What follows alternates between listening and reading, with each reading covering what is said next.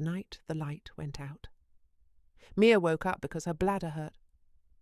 She lay very still in the warm nest of her blankets, eyes squeezed shut, hoping the feeling would go away. It didn't. It only got worse, a tight, urgent pressure that made her wiggle her toes. She had to go. Right now. She opened her eyes. Nothing. The little nightlight shaped like a smiling moon that usually glowed soft blue on her dresser was dark. Completely dark. The room was pitch black except for the thinnest silver line of moonlight slipping between the curtains. It painted a narrow stripe across the floor and stopped, like it was afraid to come any farther. Mia's heart gave one hard thump. She could see the outline of her dresser, the tall shape of her closet door, the lump of the stuffed animals at the foot of her bed, but everything else was swallowed. The corners of the room had disappeared. The space under her bed was a bottomless hole. She pulled the blanket up to her chin. "I don't want to," she whispered to the dark. Her body didn't care what she wanted. She sat up slowly. The mattress creaked, and the sound seemed much louder than it should have. She swung her legs over the side. Her bare feet touched the floor. The wood was cold, colder than it should have been in summer. Something moved in the corner of her eye. She froze. It was just the curtain shifting in a breeze she couldn't feel, probably. She stared at it until her eyes watered. The curtain stayed still after that.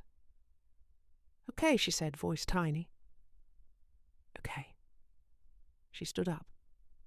The floor felt too big under her feet.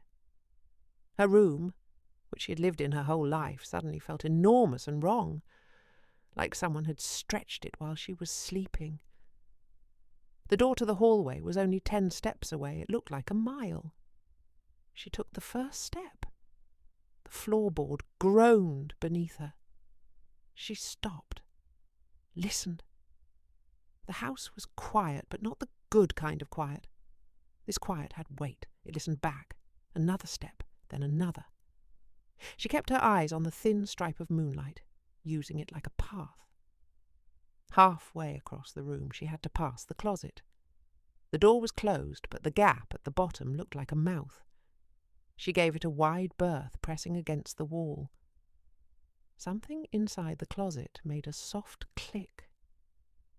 Mia's breath stopped in her throat. Coat hanger, she told herself. Just a coat hanger shifting. Coats don't have hands. They don't reach out. She kept walking. When she reached the door, she had to stand on her tiptoes to turn the knob. The metal was cold. The door opened with a long, low creak that sounded like someone sighing right behind her ear. She didn't look back. She stepped into the hallway. The hallway was worse. It was longer than she remembered. The moonlight from her room didn't reach this far. The only light came from the far end, where the bathroom door stood half open like a crooked tooth. Between her and that light were shadows that didn't belong to anything. The picture frames on the wall looked different. In the day they held photos of her and Mom and Dad at the beach, at the zoo, at Grandma's house. Now the glass caught the faint light in a way that made the faces inside look stretched and watchful. One of them, the one of her at the beach, smiling with a missing front tooth, seemed to turn its head as she passed. She walked faster. Her bare feet made almost no sound on the carpet, but every few steps the floor creaked anyway, as if something heavy was walking with her, just out of step. She kept her arms tight against her sides so nothing could brush against her fingers. Halfway down the hall she heard breathing, not her own. This was slower, deeper. It came from the dark patch where the linen closet stood. Mia stopped. The breathing stopped too. She waited. Nothing. She took another step. The breathing started again. Her eyes stung. She wanted to run back to her room and dive under the covers and never come out, but the pressure in her belly was getting painful. She had to keep going.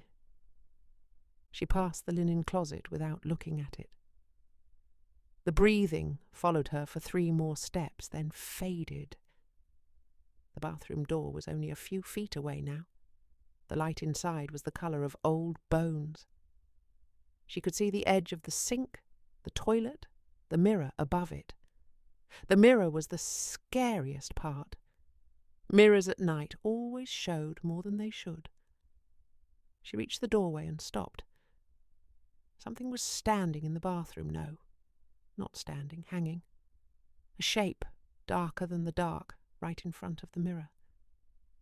It had arms. Or maybe they were just the towels on the rack. She couldn't tell. Mia's legs felt like they might give out. She made herself step inside. The floor was cold tile. She reached for the light switch beside the door, fingers shaking so hard she missed it twice. On the 3rd try, her fingers found it. Click. Nothing happened. Of course nothing happened. The power was out, or the bulb was dead, or the dark had eaten the electricity the same way it had eaten her night light.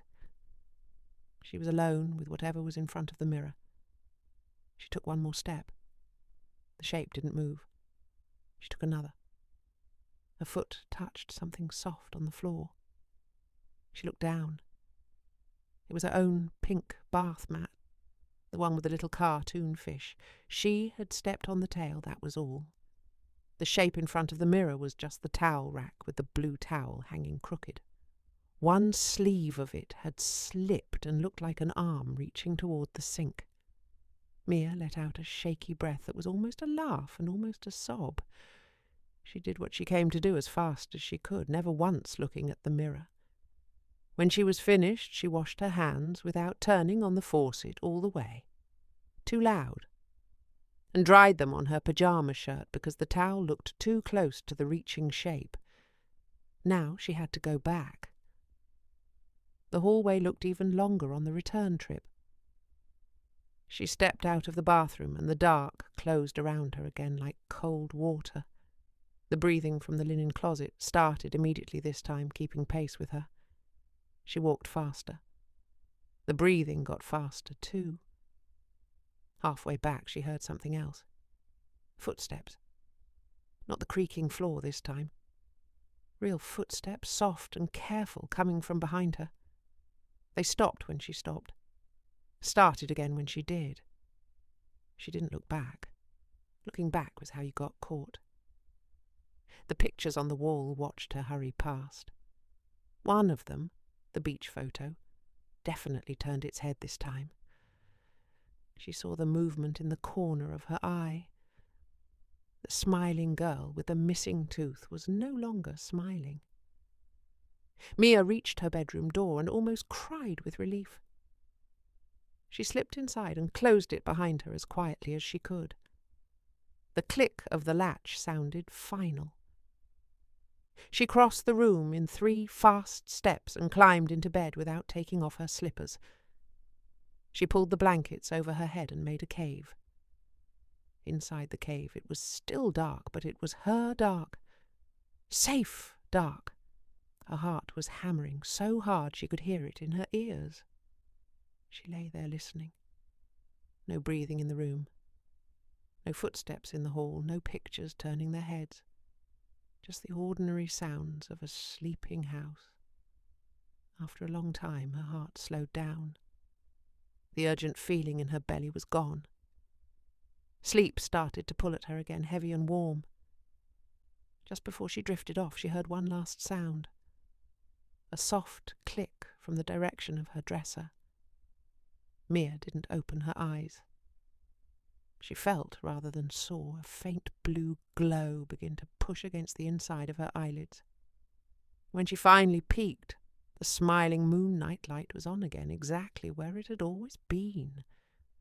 Its light was soft and steady and ordinary. She stared at it for a long moment. Then she pulled the blanket back up over her head, turned onto her side and let sleep take her. In the morning the power was back. Mum said a storm had knocked out a transformer a few streets over. Nothing to worry about. Mia didn't tell her about the walk to the bathroom.